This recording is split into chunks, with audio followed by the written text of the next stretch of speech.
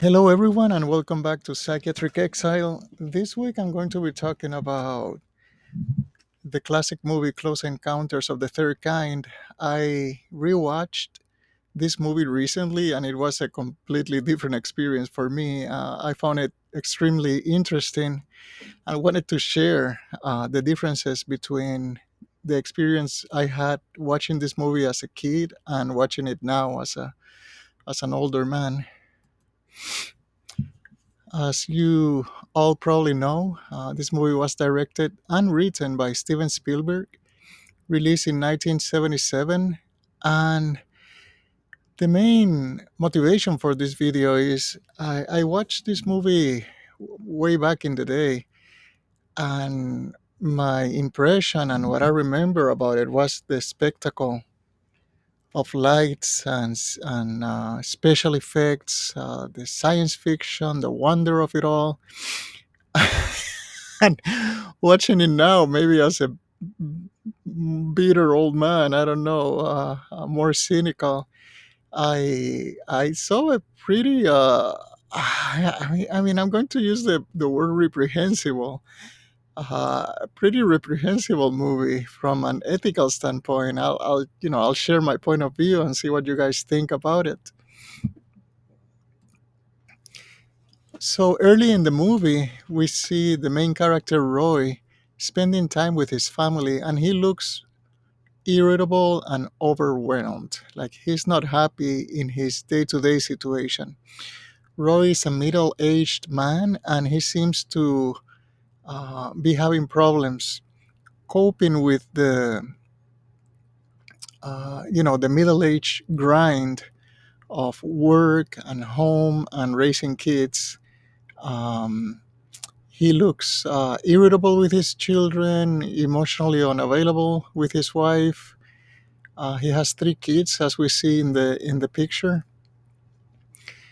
and in an early scene when the family is discussing what to do to spend some time together, he suggests watching Pinocchio because that's the movie that he liked as a kid. And to me, especially in the context of everything else that happens later in the movie, that's foretelling of maybe a desire that was already there to revert to his own childhood and escape the oppressive grind of the adult responsibilities that I mentioned above. So Roy has he sees multiple UFOs, and that changed him after his sighting of these UFOs. It is as if he finally finds the escape he was longing for, escape from his family and responsibilities and work and like I said, the day-to-day grind. He is now absorbed by the whole UFO phenomena and the UFO, the phenomenon as a concept. He finds this exciting, new, and there's nothing mundane about it. Probably feels special having experienced these sightings, and he becomes obsessed with the whole thing to the point where this one-dimensional preoccupation with UFOs drives his family away. The wife gets the children, gets them in the station wagon, and she drives away to stay with, I don't remember, her sister or her parents. And he puts some resistance, but as soon as they're gone, poof, he appears completely indifferent to the fact that his family just abandoned him. He pretty much lost his family. And his main uh, um, preoccupation continues to be the whole UFO encounter that he had. So he goes to the Devil's Tower Park with the lady whose son was abducted by aliens. They grow closer together, I don't know, in a day or two. And when we have the final big scene of the with the UFOs. He kisses her before going down to be closer to where the UFOs are.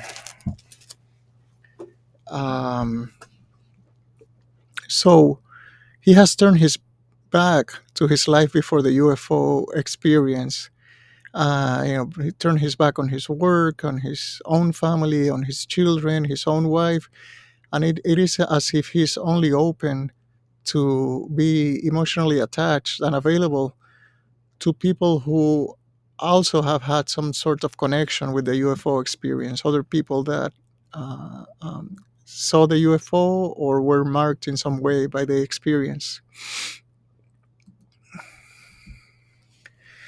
And in the classic scene where the UFOs are communicating with the scientists, Roy witnesses an otherworldly and pre-verbal spectacle of sight and sound that I think somehow recalls how a child experiences the world. So for him, this is a reversion to childhood when everything was new, and you can see you can see it in his puppy eyes and his childlike smile and his eyes full of wonder that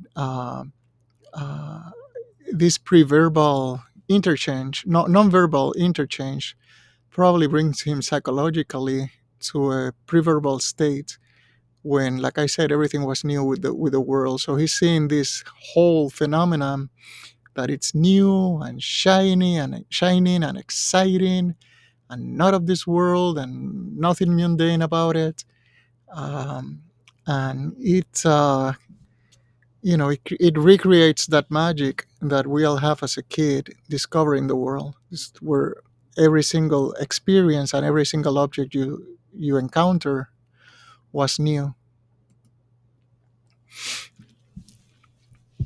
And I think basically what I saw in the movie, watching it as an adult, is Roy being in a situation that's typical of a dilemma that we all find at different points in life. Every time that you need to transition from one developmental stage to the next, let's say from being a toddler, being at home to going to school, that's a big transition. From being a kid to being an adolescent, from being an adolescent to being an adult, being an adult to starting your own family and working. And then eventually, when children leave the home, the empty nest and retirement and old age and facing your own mortality eventually. Psychologically, you have three options in each of those transitions. You can move to the next stage, you can remain where you are and refuse to move forward, or you can regress. And uh, by the way, I should mention that one of the things that Roy sees in the encounter with the UFOs is a number of people that were abducted and are returned back to Earth as if time had not passed for them. They were young, the same age that they were when they were abducted. And that's, of course, relativity physics, but psychologically, I think it's indicative for Roy that this is a phenomenon where time stands still and he doesn't have to move on or age, not only physically but psychologically.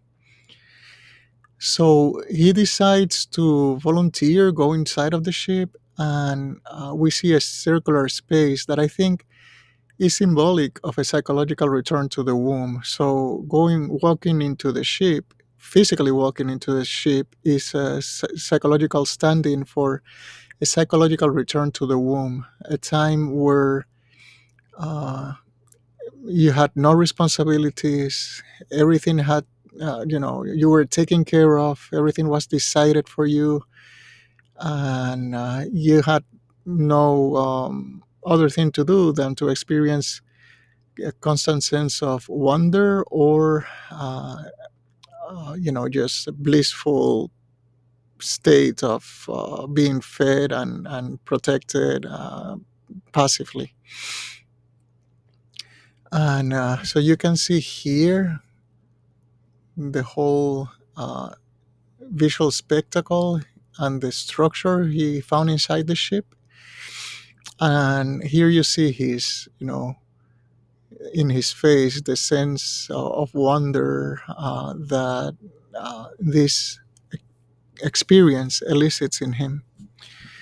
And this is what he chooses. He chooses to sustain this, to go back to a childlike state, to regress psychologically, instead of uh, fulfilling his duty as a husband, as a father, as a citizen. He just he skips it all, and he goes back to this state of childlike, bliss, where everything is taken care of for him. And to make it even more obvious, we see the Pinocchio theme playing, incorporated into the soundtrack, that he's returned back to childhood. So in this scenario, the one that he chose, he's going to have no responsibilities. He will have to make no decisions, and everything will be provided for him. And he leaves behind his wife and his children. Think about it. They will never know what happened to him. That's pretty brutal. And, you know, I've heard about fathers walking away from from their children, but this is taking it to the extreme. Forget about child support, forget about being emotionally there for them in their different milestones and throughout their lives. He turns his back on his family and forgets them as if it was nothing. It's an extremely selfish choice, and I find it reprehensible. I mean, as good as the movie is, in terms of conceptually, it has some good things, and the special effects are top notch for the time. But just this character, man, he makes it's hard to like this guy. It's one decision after the next. He is a complete disaster. So these are my thoughts of when I saw the movie as an adult very recently, a few weeks ago. And I'm wondering if you guys have seen the movie. I know there's two different versions. Maybe the version you saw doesn't have the inside of the ship and doesn't have this in this uniform inside of the ship, but still the essence is the same, regardless of what uh, version you saw. So let me know what you thought about this movie, if you saw it recently, and if you changed your mind about it compared to when you saw it as a child, or if you think I'm completely wrong here. Feel free to comment below. As usual, thank you everyone, and I'll see you next time. You guys take care.